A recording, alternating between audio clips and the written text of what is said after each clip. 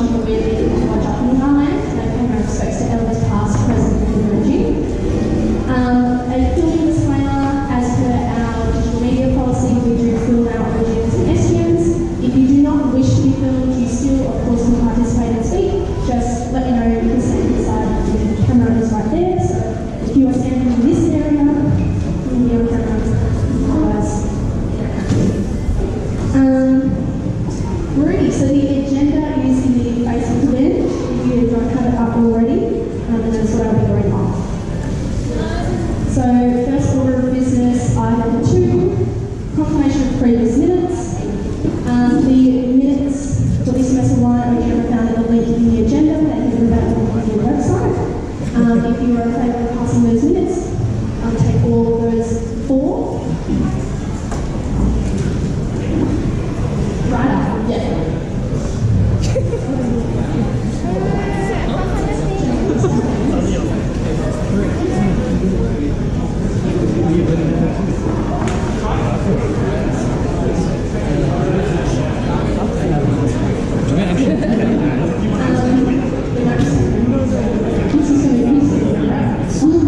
And any amendments to those minutes?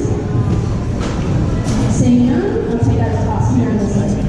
Right, item 3, my report is as tabled. As I need a vote on it, I'll take questions in general business, just to be efficient. And you can find out the link in the agenda. Item 4, receipt of the annual report of the Good Council, also as tabled. You can find out the link in the agenda. Item 1, receipt of the balance sheet. You can find it at pages 50 and 51 of the annual report, also in the link in the agenda. Moving on to motions on notice. We've had a slight change to the agenda as Molly Goldacre has become very ill in the last 24 hours. So I believe Conrad is now moving this motion and the seconder is Adish Kassa. Right. So 6.1, just going to read it if you don't have it in front of you. The following duration field regulation changes are to be accepted. 1, change regulation 3.1.2b. The treasurer to become 3.1.2b the general secretary. Item 2, remove from the voting membership of council item 3.1.2f, the student member of the OA Sports Council. And 3, change regulation 3.1.6, the guild executive comprises of A, the president, B, the vice president, C, the general secretary, and D, the chair of the guild council. I would take Conrad as the mover to speak on this motion. Thank you. Welcome to the OGM. My name is Conrad, as you probably guessed. This motion directly affects me as one of my executives, not Deputy Functional. So, the Guild has gone through a process to change the composition of the executive. This started changing our election rates earlier this year, which has, of course, resulted as Adish being elected as the General Secretary. This now means that we need to update the regulations of the Guild itself to be in accordance with this. So that is why we're changing, that's what part 1 is about. It's about merging those 2 roles in our regulations to be in accordance with what the election rates say, and that we have a General Secretary. The idea there is because with changes in the way the Guild is staffed and changes with technology, we no longer have a requirement for separate treasurer and secretary, so we're merging these roles into a General Secretary. Secondly, we're removing the Sports Council President from the Guild Council. The reason for that is previously the Sports Council President has been a part of the UWA Student Guild. However, following the creation of UWA Sport and the incorporation of that into the university, that position is now not a member of the Guild, it's actually a member of UWA Sport, and it's no longer appropriate for them to sit on Guild Council because Guild should be made up of Guild Councillors, not of people that are part of an external organisation. So it's akin to, let's say, someone from the University of Management sitting in the Guild Council. Thirdly, incorporating General Secretary from Treasurer and Secretary means that we would have a executive that is comprised of 3 people. It's not very good because it makes decisions really hard to make. It can make it hard to make executive quorum. So that's why we're adding a 4th member on. Through consultation, we found that the Chair of the Council, the best person to be on that committee. Happy to take questions on that if anyone has any. But the way that this has gone through in terms of the governance process is it's been passed, been principle endorsed by the governance committee and endorsed in terms of the election regs, then endorsed by the council. And it's also been continued on a passing of this OGM that's been passed by the University Senate. So So this is the last step of approval for these regulations to go through. So yes, please vote for this motion so my exam actually works. Did you have anything to add? No, you hit the nail on the head. Thank you. It's Did you perfect. just vote for it? Fantastic. Yeah, Right. I will use my discretion to make any questions of clarification if there are any. See, oh, yes.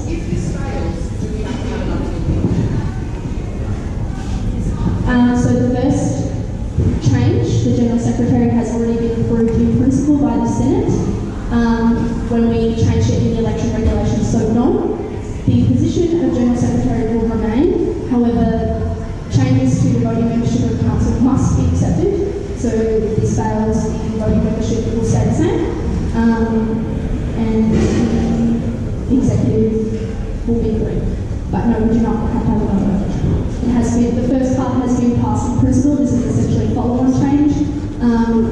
We're currently in the process of doing that with the whole regulations. For example, our regulations do refer to the care department, which has since changed its name to the fire department. It's essentially a cross-over change. Yes. So we have two sports representatives. We have the Sports Council representative and UWA Sports. When the Guild used to own UWA Sports, that position was there. Back in probably like the 70s and the 80s, we sold it to the university. So we currently have a student representative from the University of Oregon on the council. We are removing that person. Yeah, but they have a vote, which is a historical hangover from when we used to own sports. Yes, but we still will be retaining our own sports representative position. Currently, the UWA Sports Council President is not elected in the annual general election. They are the longest serving student within the UWA Sports structure, which has not got anything to do with it. Great. Seeing no other questions or clarifications, I'll take any speakers for this motion. Seeing none, I'll take any speakers against this motion. Seeing none. Alright, we'll go to a vote then. All those in favour, please raise your vote. Great. And against?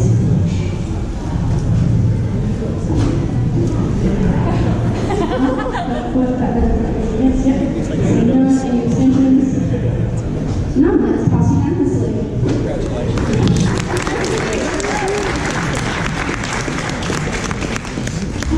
You should just say Jesse. Moving on to motion 6.2, there is a long preview, so probably won't read that part out. To the budget online. Skip to the motion itself, which reads that the UWA Student Guild 1 condemns Liberal government,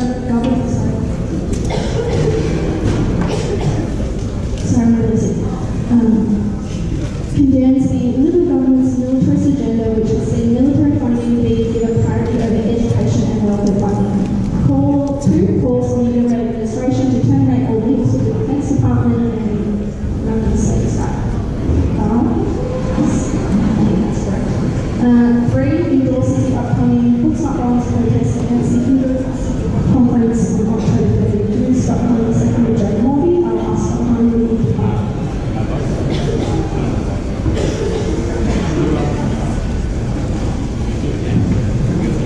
I just want to contextualize it a bit because I think that's important.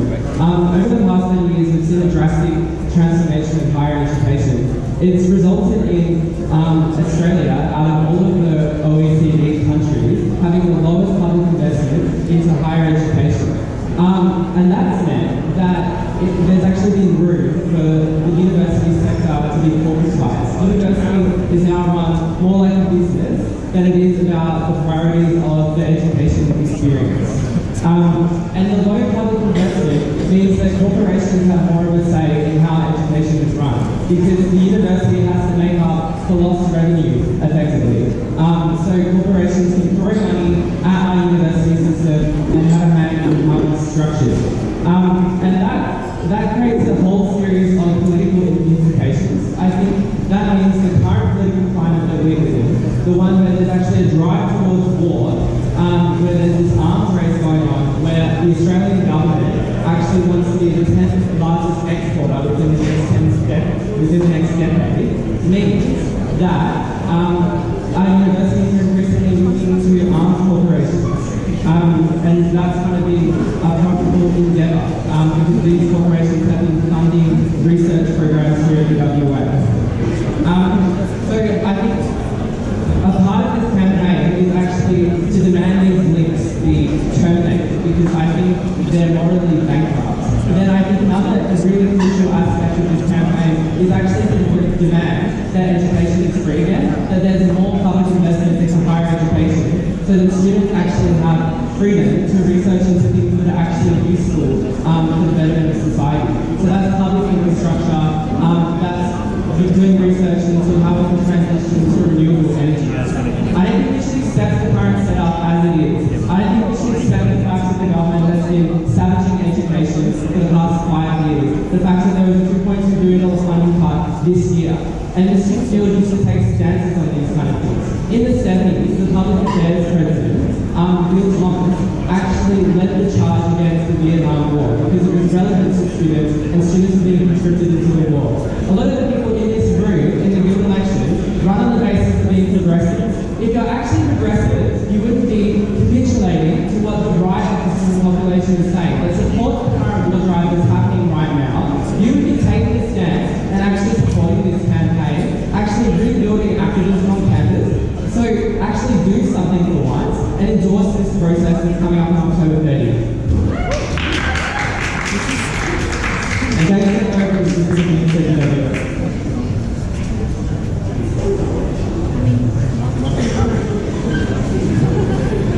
So UWA actually has very specific links with armed companies and the military. For one, as part of the Defence Science Technology Group, UWA actually receives money from the Defence Department to do research into drones.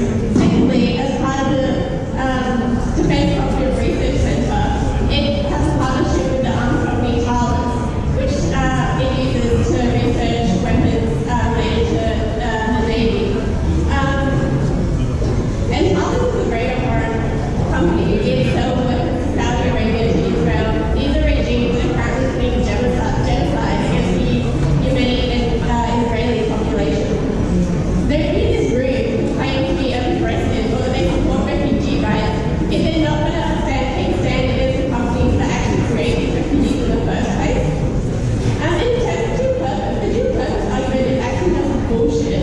No company is ever actually going to admit that its sole purpose is to create weapons that kill people. Every weapon in history has claimed to be dual purpose. Doesn't mean it actually is. Anything from nuclear weapons to Agent Orange, these things are all claimed to be dual purpose. That doesn't change the fact that they cause immense suffering for millions of people around the earth. So that's why we need to take a stand against weapons development right now.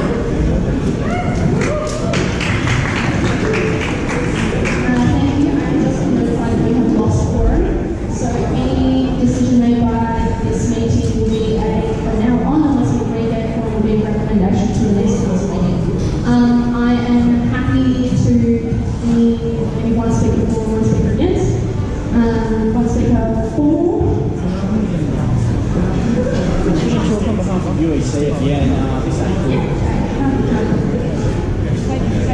Yeah, speak against it, bad for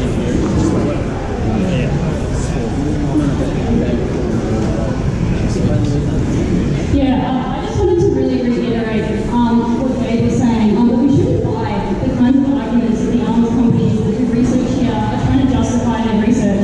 I think it is morally abhorrent to take any money from any corporation, including ones such as the military, that profit off of airplane destruction. And I want to emphasize that this university, the student at this university has had a long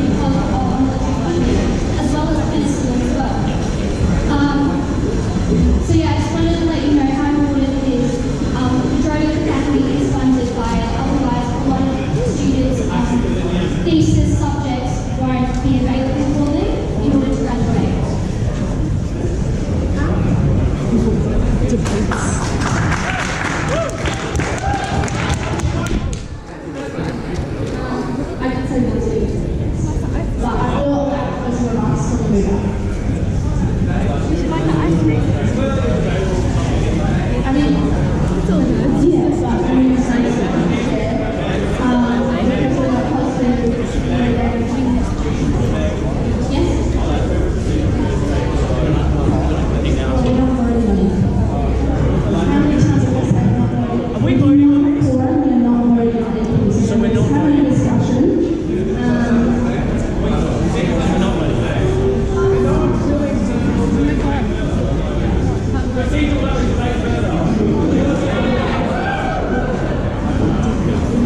I'm just going to do a straw poll. So hands up all of those wanting to speak for. Yes, any against? Oh no. Here we go. Alright, I'll take a speak for. Chris. Yeah, I actually just wanted to respond to some of the stuff around engineering and computer science students. I'm actually a computer science student. I actually don't think our sites should be set as long as all computer science students should be able to do is be doing research into weapons and bombs that are going to go and help kill people. I was looking into what I can do as an artist that actually disgusts me that so much of what is on offer at the moment is literally around imaging that's going to be used in drones, for example, drones that, you know, for example, the FARS uses to help track refugees trying to get into Europe and that sort of thing. I think that as students at university, we should have the choice as to what our research goes towards, and should it be going towards helping to kill people. Why should our research be used towards drones that are going to help kill refugees instead of, I don't know, going into, like, you think of all the imaging and kind of stuff, the kind of research that needs to go into finding a cure to cancer, for example, to going through those large data sets. That is what computer science research projects should be doing. That is what the money should be going through. It shouldn't be going towards projects that are going to help build more weapons and kill people. It's that simple. But I don't think we should set our standards so low as to just accept those students. We should actually fight instead. We should say to the university and to the government that no, this isn't good enough. University should be about making the world a better place. Should be about broadening our horizons as humanity, and not about fucking helping to kill people. And that's what this motion is about.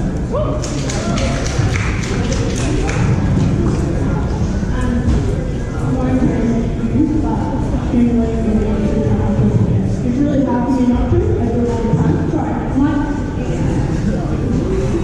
I kind of like ice cream. It's really hard. I won't name you, but the same language, because those are the rules that follow in your meetings. I get pulled up on it. I speak out against. I like your shoes. Were they developed by the bomb industry?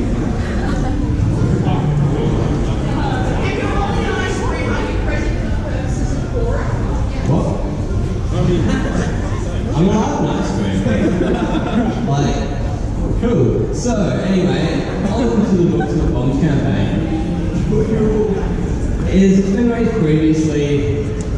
There's kind of big issues with the campaign with regards to EMS students, med students, pretty much anyone doing any hard science.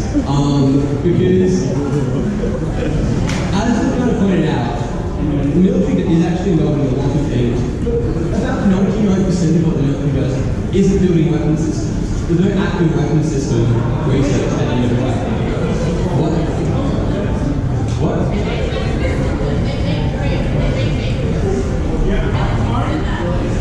Anyway, cool. That's good to hear. So, you realise most drones are used to help people.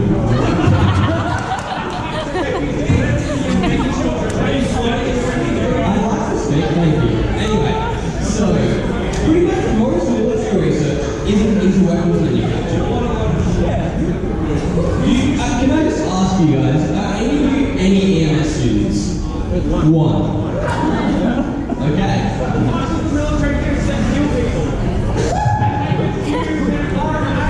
And then a few medical things. Unless you got a shooting microphone, you don't get to Major research developments put forward over the last few years. Megan, try not to stop. Since World War II, we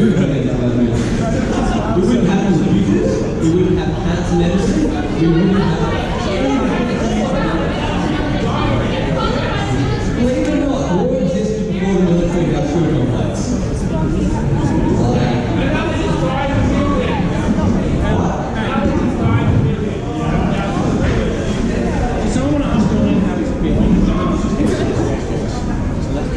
Okay, so onto the motion. Anyway, so I'm against the motion as is University Engineers Club, the VTU Union, approach most of the EMS clubs within UWA because this would really, really hurt all of our research potential proposed today. This is a massive detriment. Anyway, this is a massive detriment to us because we actually need money to go do research. It's also going back to the whole topic of personal choice. You guys are saying students should be able to choose to study whatever they want. Why are you guys then saying you shouldn't be able to go and do research into something which has any attachment to it?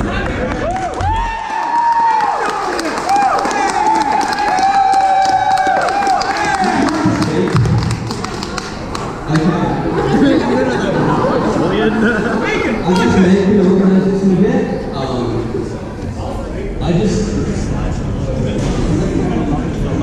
Jake, would you like to speak?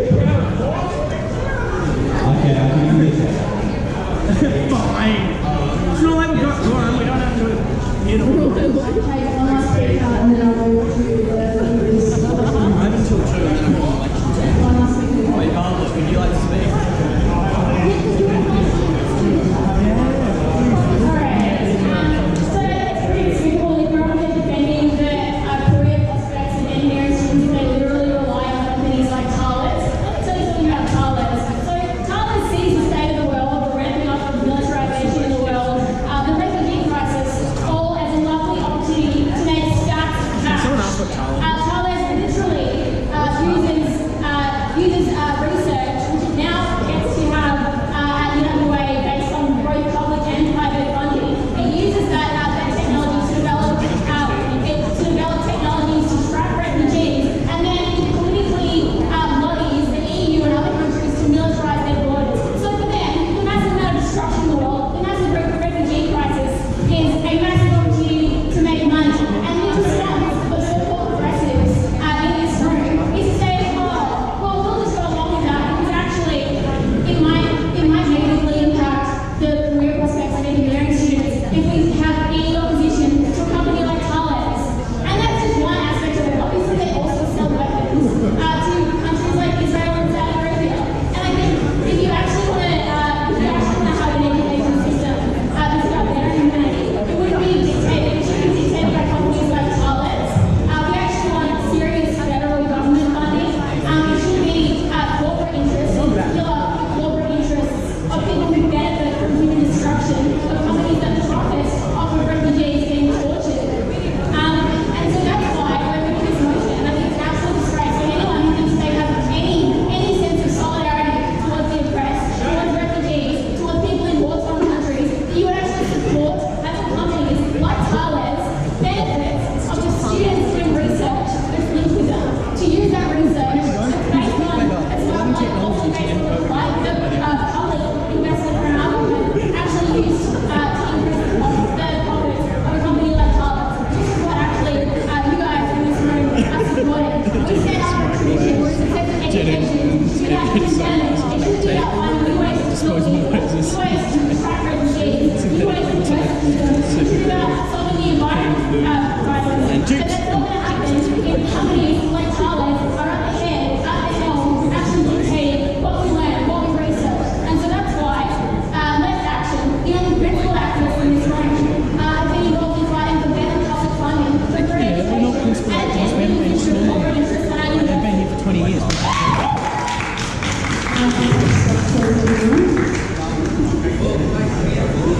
Big Bartlett. Please. Can you just smile? Even though this is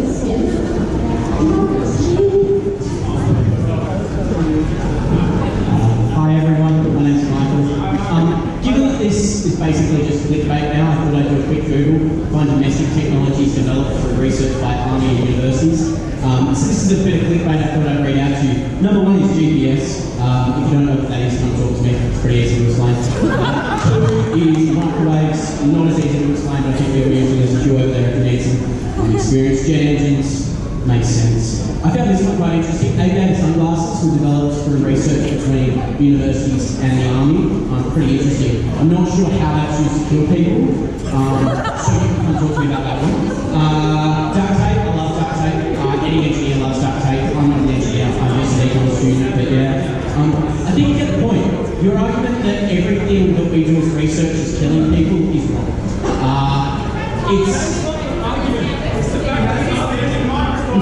I'm sorry, I've got the microphone at the moment, so I'm just going to keep talking. Okay, thank you. Guys, I'm pretty sure that my point was made pretty clear.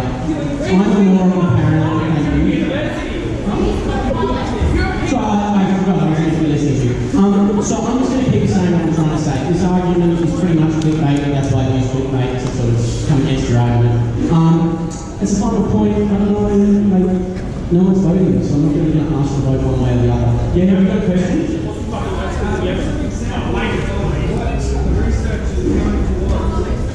Oh, Megan's saying no, but I'll talk to you later. I'm sorry. Remember to vote in fact-check elections and don't use ticks and crosses. Bye.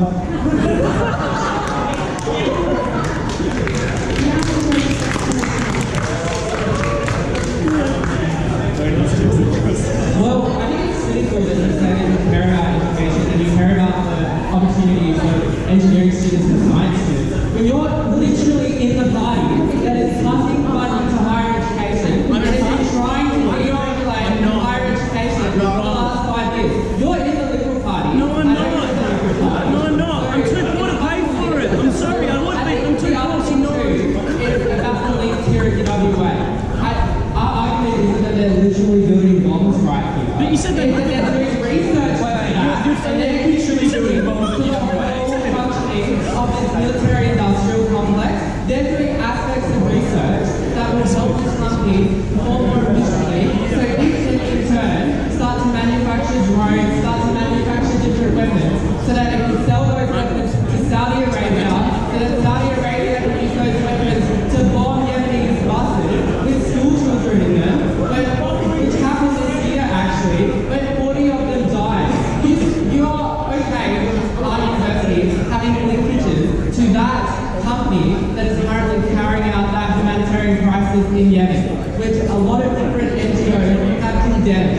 It's absolutely morally disgusting. It's just despicable. And then the other thing I think about the fact that the military companies can actually produce something good for society that is true purpose, I think it's actually horrible that through their quest to increase their military apparatus, through the